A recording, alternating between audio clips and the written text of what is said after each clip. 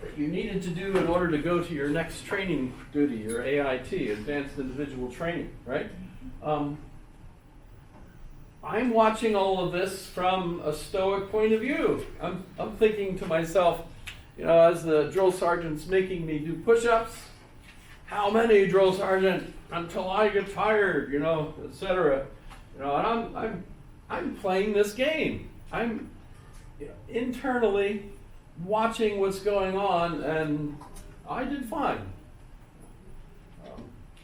I guess they failed with me because I still was myself from beginning to end. I had learned a lot.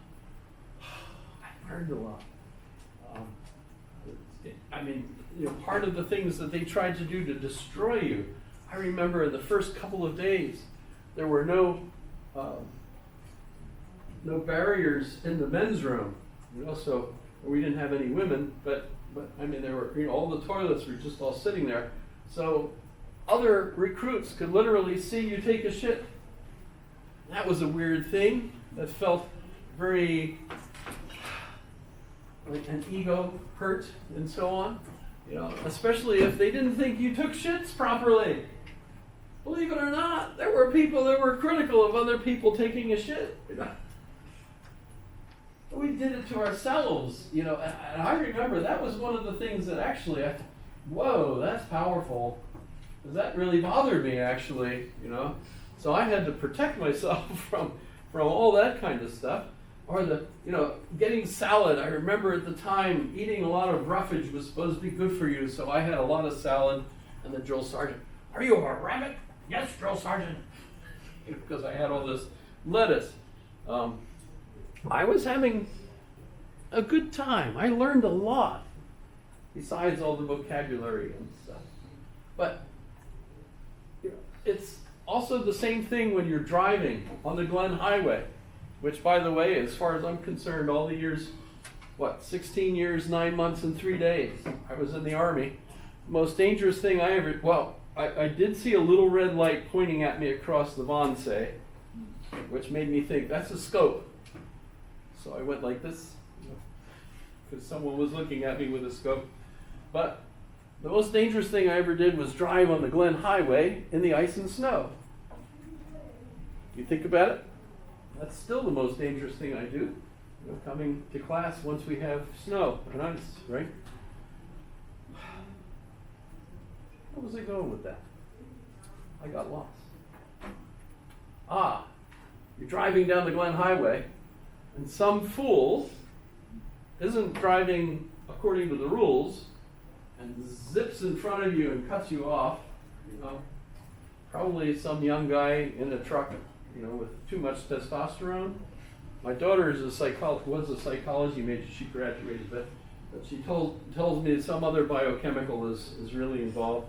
But in any case, this young person, is trying to hurry, show off. I don't know. And when he cuts you off like that, biologically you might react. You could almost feel the testosterone squirting.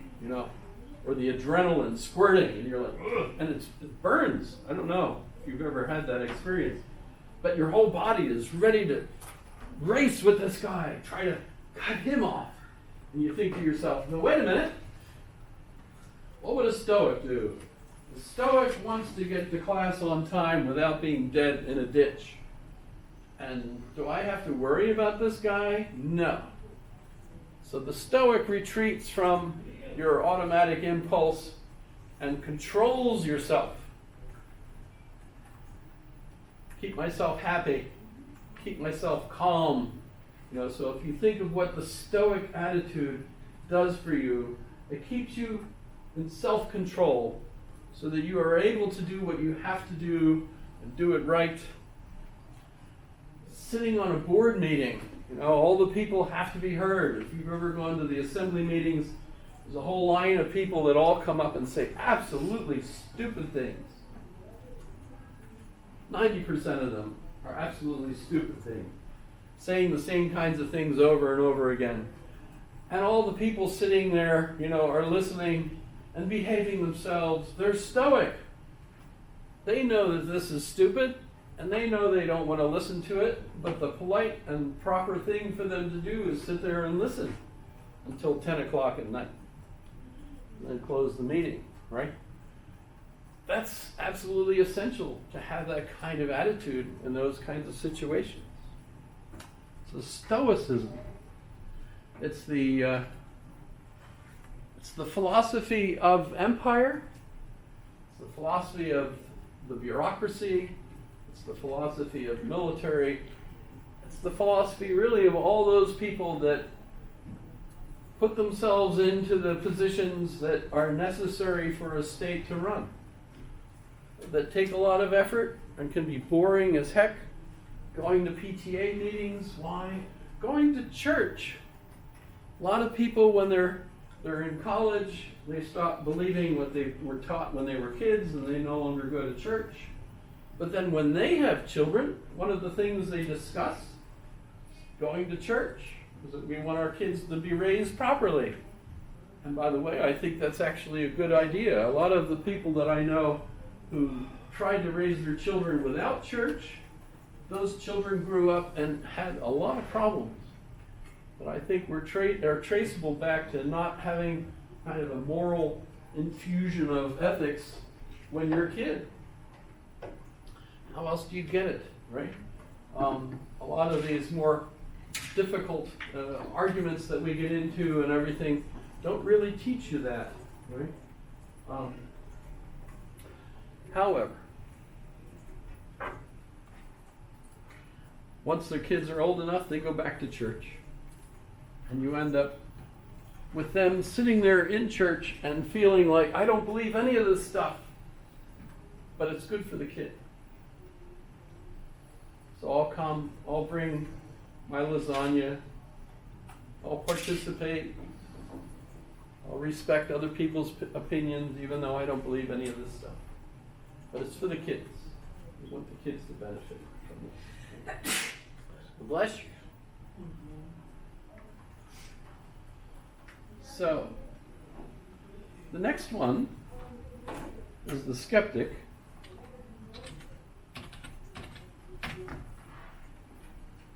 And when you think of skeptics,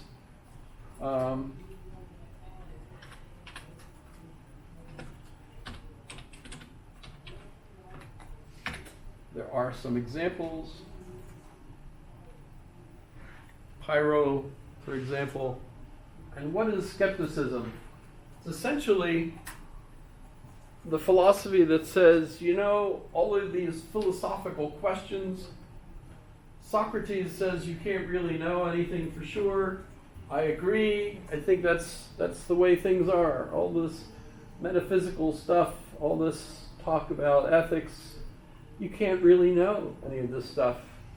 It's like too relative for us to understand. So, essentially, what's the best kind of life if you're a skeptic and you don't believe any of that stuff? The one way of thinking about it is, okay, I just won't get involved. I don't argue about stuff. People start arguing about these kinds of things. I'm out of there. I'm not interested in this. I'll still participate in my community. I'll still do the things that I need to do, but I'm not going to get involved in all these arguments. I don't believe you have an answer. I think it's funny, though, one of the philosophers of this particular point of view is Sextus Empiricus. Empiricus means senses, and Sextus means sixth. So it's just funny for me, if you've seen the movie The Sixth Sense, that's his name. I think, wow, I wonder. I don't know if you saw dead people or what. Kind of interesting. He does know. So, all of these are assuming that there is no interconnection between a soul and the universe. Instead, it's our body. But when we move on to the Neoplatonists,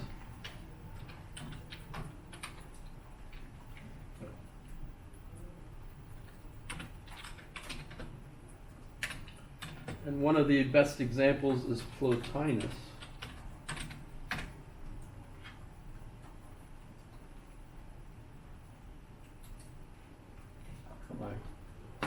Which do you prefer, the Wikipedia or the other encyclopedias? He's another one of those philosophers with a broken nose.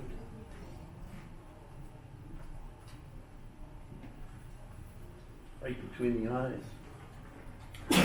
God bless you. So Plotinus. There's others. Philo of Alexandria is another example, but Plotinus actually studied with a teacher who was a Christian. So notice he's in the Christian era now, as we move along. And you could see the interconnection between his thinking, that we have the text, the Aeneids. The Aeneids literally means the nines. And each of the Aeneids, there's 6 of them, has 9 aspects of it. And he's mathematical. He's into mathematics. And so not only is a follower of Plato, but he's also mathematically oriented. The quiz question that I've thought of as a good one to associate with this is, what do you think of the golden ratio? Which is also called phi, by the way. So, pi is the, pi r squared. And the father says, no, they're not, they're round. It's not phi. You could say phi. I don't know which is correct, phi or phi. Phi, fo, fum. Sorry, I shouldn't have done. That's a squirrel. Don't go there. Well, it's just the letter phi. So instead of pi, which pi we usually do like that, and phi is O with a through it. So if you think of the Greek alphabet as literally pictures of how your mouth shapes the sound that letter makes, like theta, O. Omicron means little o. Omega, right, means big O, right? So you get lots of that. Yes, omega, Omicron, right? Omicron is the small o. Omega usually looks like an upside down horseshoe. It's just the capital letter, really. So when we look at what is Plotinus, what makes it Neo-Plato, Neoplatonism? The main difference is that the universal ideas that structure the universe can actually be experienced while you're alive. So yes, you have a soul, but even while you're alive in your body, for Plotinus, you can connect with the universe. And Plotinus himself felt that he had achieved that 4 times in his life. And how do you do it? Through meditation. And it's kind of interesting. I think, didn't I mentioned the book, Why God Won't Go Away. I think I mentioned it at least once. The idea, of course, is that all of us have a part of our brain which you can train using meditative techniques in order for you to experience this connection with the universe. That seems exactly what he was doing. Just about every culture has this kind of training. So if you're a Buddhist monk, you know how to do it multiple ways. They're really proficient. The more they study, the more proficient they get at being able to meditate. The book that I mentioned, if I did,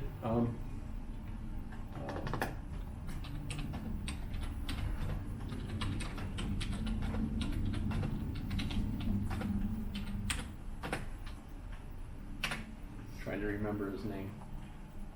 Newberg, Dr. Newberg. Why God Won't Go Away. you're studying the brain, what you discover is that if you put individuals in an MRI machine and you have them meditate, you can see that the brain literally shuts down the other senses and focuses on this one part of the brain that lights up. It usually doesn't light up with activity apart from when you're meditating.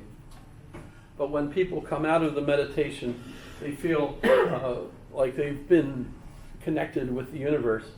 I'm pretty sure I mentioned others like Dr. Amen and Dr. Pollan. He's the one that wrote a book recently on how you could use medications to do this. So,